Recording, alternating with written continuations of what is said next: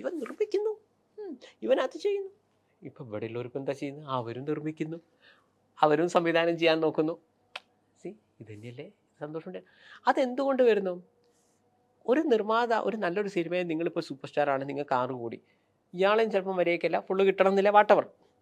അതേസമയം നിങ്ങൾക്കൊരു satellite right അല്ലെങ്കിൽ നിങ്ങൾക്ക് OTT ഇത്ര പൈസ തരാമെന്ന് പറഞ്ഞാൽ നിങ്ങളിപ്പോൾ എന്താ ചിന്തിക്കുക? നിങ്ങൾക്ക് 6 കോടി ഉണ്ടാവും, നിങ്ങൾ ഏതെങ്കിലും ഇഷ്ടപ്പെട്ട സംവിധായകനെ വിളിക്കുന്നു, ചുറ്റും നിങ്ങൾ 1 കോടിക്ക് പടം ചെയ്യുന്നു, അവിടെ കൊണ്ടിട്ട് 20 കോടിക്ക് കൊടുക്കുന്നു, അതല്ലേ ലാഭം? 2 പ്രശ്നമാണ്. അതേസമയം ബിഗ് ബഡ്ജറ്റ് പടം വന്നു, 100 കോടിയാവും, അവിടെ നിങ്ങൾ ഇളകി, അത് നമുക്ക് ചെയ്യാം എന്ന് പറഞ്ഞാൽ നിങ്ങൾ നിർമ്മാതാവായിട്ട് ഇത് ചെയ്യും. കാരണം നഷ്ടം വന്നാൽ നിങ്ങൾ ട്രൗസർ കയറി നിങ്ങൾക്കറിയാം. ഇതാണ് സംഭവം. അപ്പോൾ ബിഗ് ബഡ്ജറ്റ് പടങ്ങൾ താരങ്ങൾ എന്ത് ചെയ്യുക? മറ്റുള്ളവൻ്റെ പടത്തിൽ അഭിനയിക്കുക. പൊട്ടിയാൽ അയാൾ കുടുംബം ആത്മഹത്യ ചെയ്യോ ജീവിക്കുകയോ എന്തോ ചെയ്യട്ടെ. പക്ഷേ ലോ ബഡ്ജറ്റ് സിനിമകളും ഫീൽ ഗുഡ് സിനിമകളും നമ്മൾ തന്നെ ചെയ്യാം. അപ്പം നമുക്ക് ആ കിട്ടുന്ന പൈസ മൊത്തം വന്നു. അതാണ് ഇപ്പം എല്ലാ നടന്മാരും നിർമ്മാതാക്കളെ ശരിക്കും പറയാൻ സന്തോഷ് പണ്ഡിറ്റിൻ്റെ ആ ശൈലിയല്ലേ ടോട്ടലി ചെയ്തിരിക്കുന്ന എല്ലാവരും. അല്ല, അങ്ങനെ വെറുതെ ഇനി ഒരു വിഷയത്തെക്കുറിച്ച് പറയുമ്പോൾ നമ്മളെപ്പോഴും അതിൻ്റെ പ്ലസ് മൈനസ് മാത്രമല്ല, അതിനെങ്ങനെ ഓവർകം ചെയ്യാമെന്ന് കൂടെ പറയണം. അതാണ് അല്ലാണ്ട് വെറുതെ അതിനെ. അപ്പം ഞാൻ പറയുന്നു, ഇപ്പോഴും കംപ്ലീറ്റ് കൈവിട്ടിട്ടില്ല, വേണമെങ്കിൽ ചെയ്യാം, എഴുതി വെച്ചോ. മലയാള സിനിമ രക്ഷപ്പെടാൻ ഒറ്റ വഴിയുള്ളൂ, ഇതിൻ്റെ ഡ്യൂറേഷൻ കുറയ്ക്കുക. ഞാൻ പറയുന്നത് ഒരു എഴുതി തീർത്ത സ്ക്രിപ്റ്റിലെ സിനിമ ചെയ്യുമെന്ന് ഇവിടുത്തെ നിർമ്മാതാക്കൾ താരങ്ങളൊക്കെ ഒന്ന് താരങ്ങളെ കാര്യം പോട്ടെ, അവർക്ക് പിന്നെ പടം പൊട്ടിയാലും ഇല്ലെങ്കിലും. ഇപ്പം ഞാനൊരു സൂപ്പർ സ്റ്റാറാണ്, എനിക്കിപ്പോൾ പടം വിജയിച്ചാലും പരാജയപ്പെട്ടാലും എനിക്കൊരു പൈസ കിട്ടില്ല. എനിക്കിപ്പോൾ എന്ത് നടിക്ക് കിട്ടും, ക്യാമറമാനെ കിട്ടും, മേക്കപ്പ് മാനെ കിട്ടും, അല്ലെങ്കിൽ യൂണിറ്റ് അംഗങ്ങൾക്ക് കിട്ടും, പറ്റിച്ചു പോകണേ വേറെ വിഷയം കേട്ടോ. ഞാൻ പറഞ്ഞ സാധാരണ ഇതിൽ കൊടുക്കുന്നതാണ് കിട്ടും. നഷ്ടം പറഞ്ഞാൽ ഈ നിർമ്മാതാവിനെ വരുന്നുള്ളൂ, അല്ലാണ്ട് താരങ്ങൾക്ക് നഷ്ടം. അപ്പോൾ ബോധം ആർക്ക് വേണം? നിർമ്മാതാവിന് വേണം. ഈ നിർമ്മാതാക്കളായ ആൾക്കാരോട് എനിക്ക് പറയണത്, നിങ്ങൾ ഒരു 1.5 മണിക്കൂറിൻ്റെയൊക്കെ സിനിമയാക്കുക. അതിനനുസരിച്ച് കറക്റ്റ് സ്ക്രിപ്റ്റ് ചെയ്യേണ്ടത് ഞാനൊക്കെ ചെയ്താൽ, ഞാൻ സ്ക്രിപ്റ്റ് എഴുതി ഞാൻ ശരിക്കും അഭിനയിച്ചു പോകും എൻ്റെ വീട്ടിൽ തന്നെ, മറ്റുള്ളവർ. എന്നിട്ട് അതിൻ്റെ മുകളിൽ എഴുതും 25 സെക്കൻഡ്, ആർട്ടിസ്റ്റുകളെ നമ്മൾ അഭിനയിച്ചു പോകും, ഞാൻ ചെയ്തു പോകും 50 സെക്കൻഡ്. ഇങ്ങനെയാണ് ഞാൻ 2 മണിക്കൂർ 40 മിനിറ്റാണ് എൻ്റെയൊക്കെ വരുന്നത്. ആ 2:40 കൃത്യം വരും. അതിൽ പാട്ടിൻ്റെ എക്സ്ട്രാ ടൈം എഴുതി സ്റ്റണ്ട് സീൻ വെച്ചിട്ട് ഞാൻ 2:40. അതുകൊണ്ടാണ് സന്തോഷ് പണ്ഡിറ്റ് ഒരു സിനിമ ചെയ്യുമ്പോൾ ഒരിക്കലും ഒരു സീന് പോലും ഞാൻ കട്ട് ചെയ്യുന്നില്ല. ഞാൻ പറഞ്ഞു മനസ്സിലായി. ഇവിടെ എന്താണ് സംഭവിക്കുന്നത് ഞാൻ മനസ്സിലാക്കിയതാണ്. എത്രയോ ആളുകൾ നിങ്ങളൊരു 2.5 മണിക്കൂറിൻ്റെ പടത്തിന് 5 മണിക്കൂർ എടുത്തിക്കും, പിന്നെ അത് കട്ട് ചെയ്യണമല്ലോ ഭഗവാനെ, ഇത് നല്ലൊരു പണിയാണ്. എന്നിട്ട് അവിടെ നല്ല ഒരു താരത്തിൻ്റെയൊക്കെ ഫുള്ള് കട്ടാവും. നിങ്ങൾ പല ഇൻ്റർവ്യൂവിലും കണ്ടിട്ടുണ്ടാവും, ഞാൻ അഭിനയിച്ചു എൻ്റെ ഒന്നും കാണുന്നില്ലേ എന്നൊക്കെ വലിയ താരങ്ങളാണ് പറയുന്നത്. ഇങ്ങനെ ഫുള്ള് ഫൂട്ടേജ് കട്ട് ചെയ്യണം. ആ നിർമ്മാതാവിൻ്റെ നഷ്ടം ആലോചിച്ചൊക്കെ. 2.5 മണിക്കൂറിൻ്റെ പടം ഒരു സംവിധായകൻ 5 മണിക്കൂർ എടുക്കുന്നു. 50 ദിവസം കൊണ്ട് തീരേണ്ട സിനിമ 100 ദിവസമായി. ഈ 50 ദിവസം വന്ന നഷ്ടം ആര് കൊടുക്കും? ഞാൻ പറഞ്ഞു മനസ്സിലായി. അപ്പോൾ ശരിക്കും എന്താ വേണ്ടത്? എഴുതി തീർത്ത സ്ക്രിപ്റ്റ്. ഞാൻ പറഞ്ഞ മലയാള സിനിമ കംപ്ലീറ്റ് കൈവിട്ടിട്ടില്ല, പറഞ്ഞിട്ട് കാര്യമില്ല കേട്ടോ, ഞാൻ പറയുന്നതൊക്കെ വേസ്റ്റാണ്. കറക്റ്റ് എഴുതി തീർത്ത സ്ക്രിപ്റ്റ് 1.5 മണിക്കൂർ സിനിമയാക്കുക. സിനിമയിൽ പാട്ടിൻ്റെ ശരിക്കും പറഞ്ഞാൽ കൂടുതലും ഒരു പാട്ടോ, ഇപ്പോൾ ഇംഗ്ലീഷ് സിനിമ നിങ്ങൾ ആലോചിച്ച് നോക്ക്, അങ്ങനെ ഇത് വരുന്നില്ല. ഒരു പാട്ടോ ഒരു തല്ലോ അങ്ങനെ. പിന്നെ ക്രൗഡ് സീൻ മാക്സിമം കുറയ്ക്കുക. എന്നിട്ട് നിങ്ങൾ സിനിമ ചെയ്തു നോക്ക്. ഈ OTT-കാരനൊന്നും വേണ്ട, തിയേറ്റർ തന്നെ നിങ്ങൾക്ക് വർക്കൗട്ടാണ്. കാരണം അപ്പോൾ ഇത്രയും ദിവസങ്ങൾ വരില്ല. ഞാൻ പറയുന്നത് ഇവിടുത്തെ ഒരു സൂപ്പർ സ്റ്റാറിനെ വെച്ചിട്ടൊരു സൂപ്പർ സംവിധായകൻ 11 ദിവസം കൊണ്ടിട്ടൊരു സിനിമ ചെയ്തിട്ടുണ്ട്. അപ്പോൾ ശരി, അത് അവരെ പൈസയ്ക്കായത്, അവനവൻ്റെ പൈസയ്ക്ക് ഞാൻ പോകട്ടെ. അപ്പം ഞാൻ പറയുന്നത്, അപ്പം അങ്ങനെ സിനിമ ചെയ്യാം തീർച്ചയായിട്ടും. റൂമിൻ്റെ ഉള്ളിൽ ഫ്ലാറ്റിൻ്റെ ഉള്ളിൽ മാത്രമായിട്ട് ചെയ്യാം. അല്ല ഞാൻ പറയുന്നത് പല സ്ഥലങ്ങളാണെങ്കിലും നിങ്ങൾക്ക് വേണമെങ്കിൽ 15 ദിവസം കൊണ്ടൊക്കെ സിനിമ ചെയ്യാൻ പറ്റും. കറക്റ്റ് 7 മണിക്ക് സ്റ്റാർ എത്തണം, 9 മണി വരെ 7 to 9 നമ്മളെ കണക്ക്. ഞാൻ റൂമിൻ്റെ ഉള്ളിൽ നിന്നല്ലേ പറയുന്നത്, സ്ഥലങ്ങൾ വെച്ചിട്ട് ടൈമിലെല്ലാം ചെയ്തിട്ട് എല്ലാവരും പറഞ്ഞോണോ എനിക്ക് കഞ്ചാവ് അടിച്ചാലേ കാരവാനിൽ ഇരുന്നാലേ അഭിനയം വരും, ഇങ്ങനത്തെ ഇതൊന്നും അല്ലാതെ കറക്റ്റ് 7 മണിക്ക് ഒരാൾ എത്തുന്നു, 9 മണി വരെ ശരിക്കും വർക്ക് ചെയ്യുന്നു, എല്ലാവർക്കും ഒരു ആത്മാർത്ഥത. ഇതൊക്കെ തന്നെയാണ് എൻ്റെ ചോറെന്ന് മനസ്സിലാക്കി പോവുകയാണെങ്കിൽ അതാണ് അടുത്ത് ഞാൻ പറയുന്നത്. ഒരു സിനിമ 15 to 20 ദിവസത്തെ ഷൂട്ട് തീർന്നിരിക്കണം, അല്ലെങ്കിൽ അതിൻ്റെ ഒരു ഉത്തരവാദിത്വം ഒരുത്തരം വേണം. ഈ ആത്മാർത്ഥത ഇല്ലായ്മയാണ് ഈ സിനിമയെ തകർക്കുന്നതെന്ന് നിങ്ങൾക്ക് തോന്നിയിട്ടില്ലേ? തീർച്ചയായിട്ടും ഈ ആർട്ടിസ്റ്റുകളുടെ ആത്മാർത്ഥ ഇല്ലായ്മ. പണ്ഡിറ്റ് പറഞ്ഞു വെച്ചൊരു സാധനം എനിക്ക് ഭയങ്കര ഇഷ്ടപ്പെട്ട ഒരു പോയിന്റാണ്. ആ പ്രൊഡ്യൂസർമാരെ സംരക്ഷിക്കുന്ന നിലയിൽ പറയുന്നവർ വളരെ ചുരുക്കമാണ്. സന്തോഷം, അതെനിക്ക് ഭയങ്കര ഹെറ്റ് ചെയ്തൊരു സാധനമാണ്. വളരെ ചുരുക്കമാണ്. അവര് പാവങ്ങളാണ്, അധ്വാനിച്ചുണ്ട്, അവരാണ് ആത്മഹത്യ. ഈ സിനിമ റിലീസ് സിനിമ പൊട്ടിയെന്ന് പറഞ്ഞ നടൻ ആത്മഹത്യ ചെയ്യണ്ട, ഒരു ക്യാമറമാൻ ആത്മഹത്യ ചെയ്യണ്ട, അവർ അടുത്ത പറഞ്ഞു ഞങ്ങൾ എന്ത് ചെയ്യാനാ. മാത്രമല്ല പൊട്ടിക്കഴിഞ്ഞാൽ നമ്മളെ നടന്റെ ഒരു ഡയലോഗ്, സംവിധാനം ശരിയല്ല, ഞങ്ങൾ പറഞ്ഞൊന്നും നിർമ്മാതാവ് മുഴുവനായി തന്നിരുന്നില്ല, അതുകൊണ്ട് അതിന്റെ ക്വാളിറ്റിയെ ബാധിച്ചു. വിജയിച്ചാൽ എൻ്റെ സിനിമ ഹിറ്റായി. ഇനി മുതൽ ഞാൻ 6 കോടി എന്നുള്ളത് 16 കോടി ആക്കുന്നു. വിജയിച്ചാൽ ഫുൾ ഉത്തരവാദിത്വം നടന്. നായികനെ കുറിച്ചൊന്നും പിന്നെ ആരും പറയില്ല, നായിക എന്തോ ചെയ്തിട്ടെ. നിങ്ങൾ സന്തോഷ് പണ്ഡിറ്റിൻ്റെ ഏതെങ്കിലും ഒരു സിനിമ അതിൽ പോസ്റ്റർ ശ്രദ്ധിക്കണം, സന്തോഷ് പണ്ഡിറ്റിനോടൊപ്പം ആ നായികയുടെ ഫോട്ടോ ഞാൻ കൊടുക്കാം. നിങ്ങൾ എൻ്റെ ഏതെങ്കിലും ഒരു സോങ് കാണും, ഒരു ലവ് സോങ് എടുത്തോ, 90ഓളം സോങ് ഉണ്ട്. അത് സന്തോഷ് പണ്ഡിറ്റിന് ഓവർ ഇമ്പോർട്ടൻസ് കൊടുക്കുന്ന ഒരു സാധനങ്ങളൊക്കെ ഉണ്ടാവില്ല. അപ്പോഴും ആ കുട്ടിക്കാണ് ഞങ്ങൾക്ക് ഇമ്പോർട്ടൻസ് കൊടുക്കുക. നമ്മളെ കേരള സംസ്ഥാനത്ത് നിങ്ങൾ എൻ്റെ ഏത് സിനിമ എടുത്ത് നോക്കുക, ആ നായിക കഥാപാത്രം ഉണ്ടെങ്കിൽ ആ സിനിമ അങ്ങനെ ഉണ്ടാവില്ല. അതേസമയം നിങ്ങൾ കണ്ട എത്ര സിനിമയുടെ സൂപ്പർ ഹിറ്റ് സിനിമയിൽ പോലും ആ നായികയിൽ ഒന്ന് ഡിലീറ്റ് ചെയ്ത് കഴിഞ്ഞാൽ ആ സിനിമ അങ്ങനെ തന്നെ ഉണ്ടാവും. കാരണം നായകനിൽ തുടങ്ങി നായകൻ്റെ ഹീറോയിസം, നായകൻ്റെ കാട്ടിക്കൂട്ടൽ, ഇതിൻ്റെ ഇടയിൽ നായികൻ്റെ റോൾ എന്താണെന്നറിയോ? 2 പാട്ട്, ഡാൻസ്, ഒരു ഡപ്പാങ്കൂത്ത്, ഇതൊക്കെയാണ് നായിക.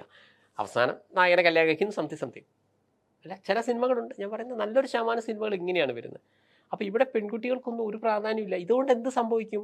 ഈ സ്ത്രീ ഓഡിയൻസും ബാക്കോട്ട് പോകും.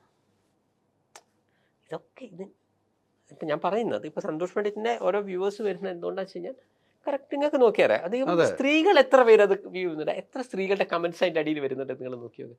കാരണം സ്ത്രീകൾക്ക് കൂടി. ഇപ്പം ഞാൻ പറയുന്നത്, ഞാനിപ്പോൾ എൻ്റെ 11ാമത്തെ സിനിമയാണ് ആതിരയുടെ മകൾ അഞ്ജലി. ആ സിനിമയുടെ പേര് പോലും നിങ്ങൾ നോക്ക് അല്ല, അത് ആലോചിച്ച് നോക്ക്. അതിന് മുമ്പ് ഞാൻ ചെയ്തിരിക്കുന്ന സിനിമയാണ് ഇപ്പം മിനിമോളുടെ അച്ഛൻ, അതല്ലെങ്കിൽ നീലിമ നല്ല കുട്ടിയാണ്. ഞാൻ ചെയ്ത 11 സിനിമയിൽ 3 സിനിമയുടെ പേര് തന്നെ ഒരു സ്ത്രീയുടെ പേരാണ്. ഞാൻ എന്നെപ്പോലെ ചെയ്യണമെന്നല്ല ഞാൻ പറയുന്നത്. സ്ത്രീകളൊക്കെ ഈ സിനിമയിൽ നിന്ന് അങ്ങനെ അങ്ങോട്ട് വിട്ടുപോകുന്നു. പിന്നെ തള്ളിമറിക്കലാണ്. ഓക്കെ, ഈ തള്ളിമറിക്കലിൻ്റെ ഇത് എന്നോട് ഇപ്പോൾ ഇവിടെ ഇന്നത്തെ ടോക്കാണ്, ഇന്ന് ആ ട്രെയിനിൽ. കാരണം എപ്പോഴും സാധാരണയായിട്ട് ഇങ്ങനെ KSRTC പോകുന്നുണ്ട്. സാധാരണക്കാർ സന്തോഷ് സാറേ ഈ 2 ആഴ്ച കൊണ്ട് 100 കോടി കിട്ടി എന്നൊക്കെ നമ്മൾ കാണൂല. ഞാൻ പറഞ്ഞു ചേട്ടാ തള്ളാണ്. അപ്പോൾ വേറെ ആൾ പറഞ്ഞു തള്ളാണെന്നൊന്നും പറയാൻ പറ്റില്ല സന്തോഷ് സാറേ. ഞാൻ ചോദിച്ചു ചേട്ടാ ശരി, ചേട്ടൻ്റെ ചോദ്യത്തിന് ഉത്തരം ഇപ്പം തന്നെ തരാം. അല്ല 200 കോടി ഒരു സിനിമയ്ക്ക് കിട്ടി എന്നൊക്കെ പറഞ്ഞു. അത് ശരിയായിരിക്കും, ഞാൻ പോകുമ്പോൾ ആളുണ്ടല്ലോ എന്ന് പോകുമ്പോൾ. ഞാൻ പറഞ്ഞു കേരളത്തിൽ എത്ര കോടി ജനങ്ങളുണ്ട്? ഇപ്പം തന്നെ നമുക്ക് ആ തീരുമാനമാക്കാം. 3.5 കോടി. ശരി, ഇതിലെ പകുതി ആളുകളെങ്കിലും ഒരു 70+ ഏജുള്ളൂ, അല്ല തിയേറ്ററിൽ പോകാനുള്ള പകുതി ആളുകളെങ്കിലും ഒരു ഇപ്പം ജനിച്ച കുട്ടി തൊട്ട് നിങ്ങൾ 3.5 കോടിയിൽ അതൊക്കെ വരൂലേ തൊട്ട് ഒരു സിനിമയ്ക്ക് പോകാനുള്ള ഒരു ലെവലുള്ള 6ഉം 7ഉം 8ഉം 10 വയസ്സുള്ള കുഞ്ഞു കുട്ടികളും ഉണ്ടാവില്ലേ? ശരിയല്ല? അപ്പം തന്നെ ട്രെയിനിൽ എല്ലാവരും ഡിവൈഡ് ചെയ്തു. ഇപ്പോൾ 1.25 കോടി സിനിമ ചിന്തിക്കാത്ത ആൾക്കാരാണ്. അയ്യോ ഇനിയിപ്പോൾ 1.25 കോടി ജനങ്ങൾക്ക് മനസ്സ് വെച്ചാൽ എന്ത് സിനിമയ്ക്ക് പോകാൻ പറ്റുന്ന ആൾക്കാരാണ്. സമ്മതിച്ചു. ഇവിടെയുള്ള എല്ലാവരും സിനിമാ പ്രാന്തന്മാരാണോ? സിനിമയെ വെറുക്കുന്ന ആൾക്കാരല്ലേ? ജീവിതത്തിൽ സിനിമ കാണാൻ എത്ര പേരുണ്ട്? അപ്പം ഞാൻ പറഞ്ഞു അത് എത്ര വരും? അപ്പോൾ എല്ലാവരും തലകറിഞ്ഞു. സന്തോഷ് സാറേ പോട്ടെ, ഒരു 75 ലക്ഷം ആൾക്കാർ സിനിമ കാണുമല്ലോ. സംഭവിച്ചു 75 ലക്ഷം ആൾക്കാർ ഒരു സിനിമ നല്ലതാണെന്ന് തോന്നുകയാണെങ്കിൽ അതിനുള്ള ആൾക്കാരാണ്.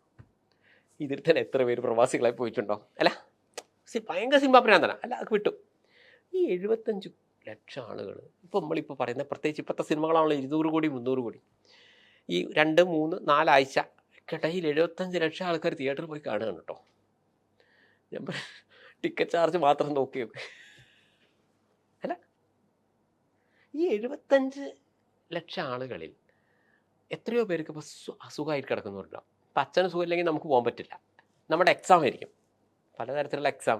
മനുഷ്യന്മാരല്ല ഇത്, ഇവർ പറയുന്ന ദിവസം നമുക്ക് പോകാൻ പറ്റുമോ? അപ്പോൾ 75 ലക്ഷത്തിൽ സാധാരണഗതി ചിന്തിച്ച് 50 ലക്ഷം ആളുകൾക്കല്ലേ ഞാൻ ചോദിക്കുന്നത് അല്ലേ? അത് വേൾഡ് വൈഡ് റിലീസ് ചെയ്താൽ ഒപ്പിക്കാമല്ലേ? അല്ല ഞാൻ പറയുന്നത് കേരളത്തിലെ റിസൾട്ട്, കേരളം മാത്രം എടുക്കാം. അല്ല വേൾഡ് വൈഡ് ആണെങ്കിൽ സായിപ്പ് നമ്മളെ സിനിമ കാണണം. അങ്ങനെയുണ്ട്. അല്ല അതാ ഞാൻ പറയുന്നത്. അല്ല നമ്മളിപ്പോൾ മൊത്തം മലയാളീസിനെ വെച്ച് അവിടെ കൂട്ടിക്കൊണ്ടിരിക്കുന്നത്. അപ്പോൾ 50 ലക്ഷം കൂട്ടിക്കോ, അപ്പോൾ എല്ലാവരും ധാരണയിലെത്തി. 50 ലക്ഷം ആൾക്കാർ എന്നാൽ അത് വളരെ കൂടുതലാണ്. 50 ലക്ഷം ആൾക്കാർ ഒരു സിനിമ കാണുന്നു. ഞാൻ പറഞ്ഞു വായി അങ്ങനെ കണ്ടൊരു പടമുണ്ട്, ഏതാണെന്നറിയോ? ബാഹുബലി 2. അതിൻ്റെ കളക്ഷൻ എത്ര അറിയോ? 76 കോടിയാണ്. ഞാൻ പറഞ്ഞു 50 ഇൻറ്റു ഇവിടെ ടിക്കറ്റ് ചാർജ് നോക്കുക, 100, 150, 200, ഒരു എവറേജ് 150 കൂട്ടിക്കും. എവറേജാണ് ഞാൻ പറയുന്നത്, എല്ലാ തിയേറ്ററും വ്യത്യസ്തമായിരിക്കും. 50 ലക്ഷം ആളുകൾ ആ സിനിമ കണ്ടിരുന്നു, 76 കോടിയാണ് അതിൻ്റെ കളക്ഷൻ. മനസ്സിലായി? കാരണം അപ്പം എന്നോട് ബാഹുബലിൻ്റെ ആൾ കറക്റ്റാണോ പറഞ്ഞത്? ഞാൻ പറഞ്ഞു അതേ കറക്റ്റാണ് പറഞ്ഞത്. കാരണം പ്രഭാസിനെ ഇവിടുത്തെ നിർമ്മാതാക്കളെ ആകർഷിപ്പിച്ച് അടുത്ത പടം ചാക്കിട്ട് പിടിക്കേണ്ട ഗതികേടില്ല, അതുകൊണ്ട് പ്രഭാസ് ഉള്ളതാ പറഞ്ഞത്. ഞാൻ പറഞ്ഞു മനസ്സിലായി. 50 ലക്ഷം ആളുകൾ കാണുന്ന സിനിമയ്ക്ക് അത് ബാഹുബലി 2 എത്രമാത്രം ഓടി എന്നുള്ളത് ഈ പരിപാടി കാണുന്നവർക്ക് ഞാൻ വിട്ടു. അല്ല 50 ദിവസം പോലും ഫുള്ളിൽ ഓടിയ പടാ. അതെ അതെ. അല്ല ലോജിക്കലി ചിന്തിക്കൂ, 75 കോടിയല്ലേ വരുള്ളൂ. ഞാൻ ചോദിക്കുന്നു, അപ്പം 50 ലക്ഷം ആളുകൾ ഒരു സിനിമ കാണുകയാണെങ്കിൽ, അല്ല 75 ലക്ഷം ആളുകൾ കാണും ചേട്ടാ, അത് ഒരിക്കലും നടക്കൂല. ഓരോ മനുഷ്യന്മാർക്ക് എക്സാമിൻ്റെ പല പല ആവശ്യങ്ങളുണ്ട്, എന്തെല്ലാം കാര്യങ്ങൾ വരുന്നുണ്ട്. ആ സമയത്ത് ഇവർ പറയുന്നത്, ഞാൻ പറഞ്ഞു, പ്രത്യേകിച്ച് ഇപ്പോഴത്തെ സിനിമ എത്രയാ അഭിനയിച്ചു വെച്ച സിനിമ താരങ്ങൾ പോലും സിനിമ കാണുന്നില്ല. അപ്പം ഞാൻ പറയുന്നു, സാധാരണഗതിയിൽ കേരള സംസ്ഥാനത്ത് 50 ലക്ഷമാണ് മാക്സിമമാണ്. ആ ബാഹുബലി 2 ആണ് മാക്സിമം. 50 ലക്ഷം ആളുകൾ ഇവിടെ കാണുള്ളൂ. മലയാളത്തിൽ നിന്ന് ഒരു സിനിമയ്ക്ക് കളക്ട് ചെയ്യാവുന്ന മാക്സിമം 75 കോടിയാണ്. പിന്നെ നിങ്ങൾ പറഞ്ഞ കാര്യം മറ്റുള്ള സ്റ്റേറ്റിൽ അത്, പക്ഷേ നമ്മളെ ഈ 3.5 കോടിയിൽ ഇതൊക്കെ വരുന്നുണ്ട് പോട്ടെ. എന്നാലും അവിടെ നിന്നോ സാറ്റലൈറ്റോ OTTയോ കിട്ടില്ലേ എന്ന് ചോദിച്ചാൽ അത് മാക്സിമം 100 കോടീൻ്റെ ഇതിൽ വരും, എല്ലാ ബിസിനസ്സും അടക്കം.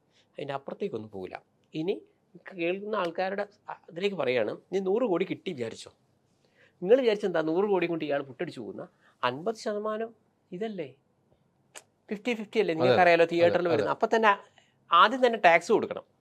25% ടാക്സ് പോയി, അല്ല പോട്ടെ, GST 20% കുട്ടിക്കാം, 80 ലക്ഷം. 50-50 തിയേറ്ററുകാരൻ ഇത്രയും വലിയ സാധനം തുറന്നു വെച്ച് ടാക്സ് കൊടുക്കണം. അപ്പോൾ 40 ലക്ഷമായി. ഈ 40 ലക്ഷം 10 കോടിക്കെടുത്തു, 40 ലക്ഷം, 30 കോടി നിങ്ങളുടെ ലാഭം. ഇൻകം ടാക്സ് എത്ര അടയ്ക്കണം? 30 കോടീൻ്റെ.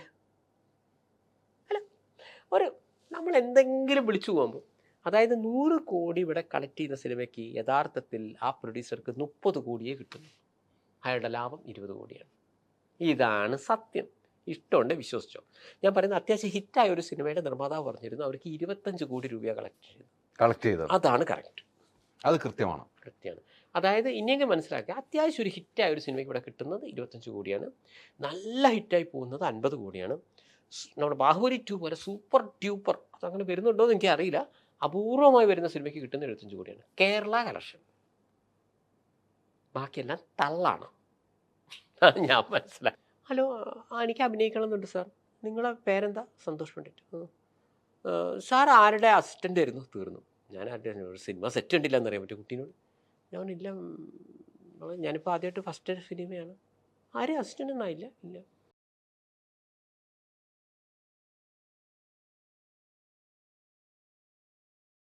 എടീ, നീ നിന്റെ വീട്ടിൽ എങ്ങനെയാണോ ഇരിക്കുന്നത്? ഇവിടെ പ്രതിഫലത്തിൻ്റെ കാര്യത്തിൽ മാത്രമേ നമ്മൾ തമ്മിൽ ഡിഫറൻസ് ഉള്ളൂ. ഈ ഒരു ഡയലോഗ് പറഞ്ഞ് എൻ്റെ അടുത്തേക്ക് വരരുതെന്ന്. അല്ലാതെ അല്ല ഓക്ക് ഇങ്ങനെ സാർ ഞാൻ നായിക ആയതുകൊണ്ട് എനിക്ക് വലിയ റൂം തരുമോ, എനിക്ക് AC തരുമോ, അങ്ങനെയൊന്നുമില്ല. അവിടെ വരുന്ന എല്ലാവർക്കും ഒരേ സന്തോഷ് പണ്ഡിറ്റും അങ്ങനെ തന്നെയാണ് യൂസ് ചെയ്തത്.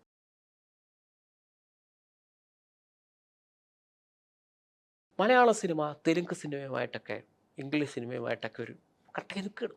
നിങ്ങൾ ഈ ഒരു 5 ലക്ഷത്തിന് പടം, ഇതൊക്കെ അവർ കേട്ടാൽ എന്ത് വിചാരിക്കും? മോശപ്പെട്ട മെസ്സേജ് അയച്ചു, സന്തോഷേട്ടൻ്റെ വില്ലനാണ് എന്ന് പറഞ്ഞാൽ ഞാൻ പെട്ടു. ഇതിനെക്കാട്ടി നല്ലത്